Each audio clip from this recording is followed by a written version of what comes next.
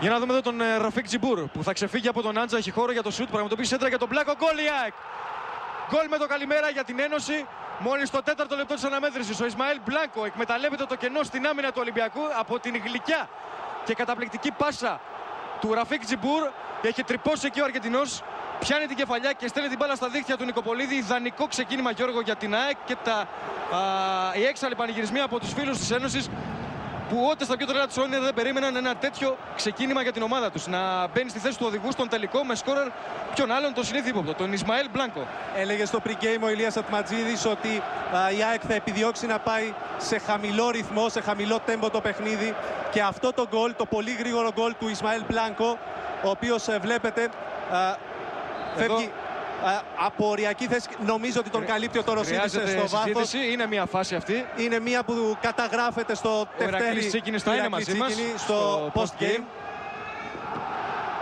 Λέγαμε τον Τζιμπούρ και τον Μπλάνκο και έγιναν δύο φάσεις που φανήκαμε ότι μας έπιασε η ΑΕΚ στον ύπνο.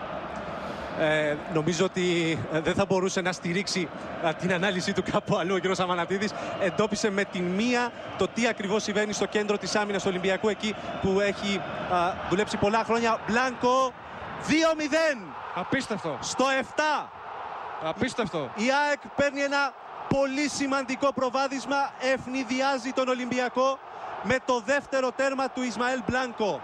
Ένα μαγικό και ονειρεμένο ξεκίνημα για την ΑΕΚ, με τον Μπλάνκο να χτυπάει δύο φορές σαν την κόμπρα τον Ολυμπιακό και δύο φορές να νικάει τον Νικοπολίδη. Το 2-0 για την ΑΕΚ μέσα σε 8 λεπτά. Πραγματικά απίστευτο, και όμως συμβαίνει.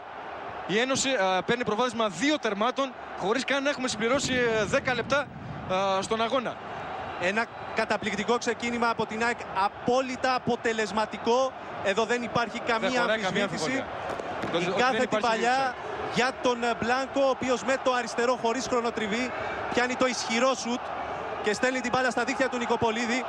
Και νομίζω ότι πλέον έχει τεράστιο ενδιαφέρον το τι συμβαίνει στους δύο πάγκους. Πάμε σε αυτόν του